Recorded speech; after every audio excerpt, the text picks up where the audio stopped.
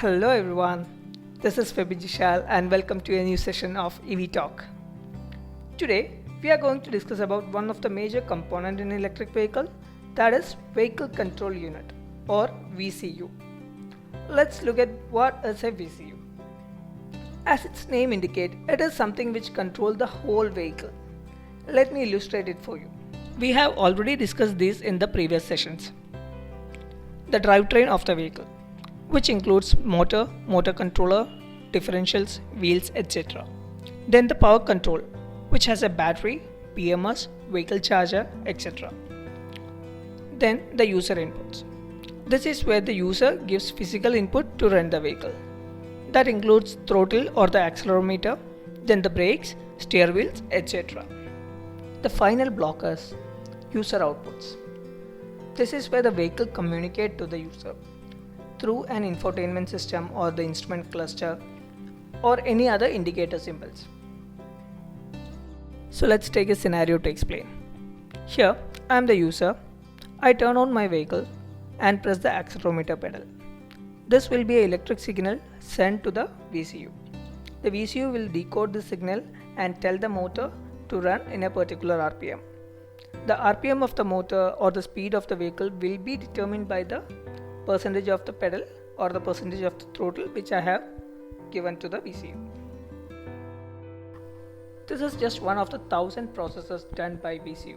Here are some of the other major processes: vehicle speed control, user interface management, instrument cluster control, electronic braking and regenerative power management, etc. To put it in a simple way, VCU is the brain of an electric vehicle.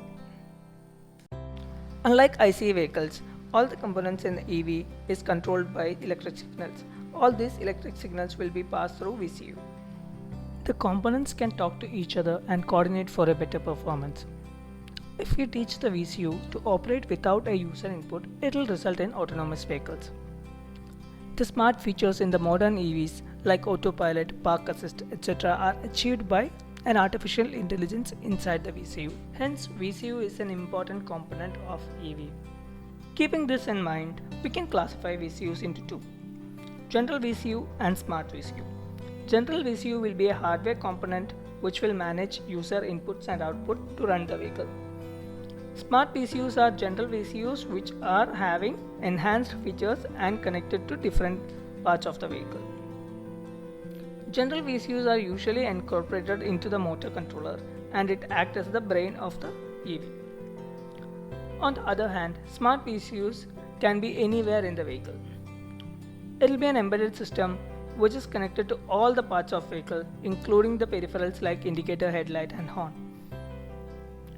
Highly intelligent software which sits inside the VCU will enable all the smart features.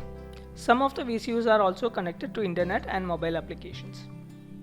Here is the closer look of smart VCUs. It will be connected to peripherals like horn, indicator, headlight, etc. Then instrument cluster, infotainment system, cameras and sensors, then throttle and brakes, battery and BMS, then the mode selector and user as well. This will allow the vehicle to work as a single system. By adding a 4G module to this system, it will give internet connectivity.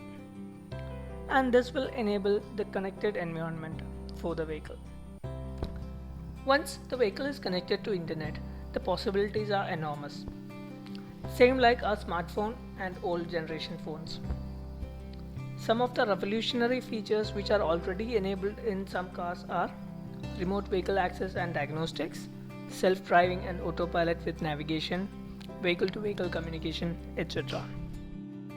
Based on this, another emerging technology is Internet of Vehicles or IOV. It is basically the connected cars talk to each other through internet.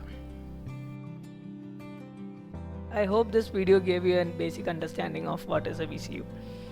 Our next session will be on charging stations.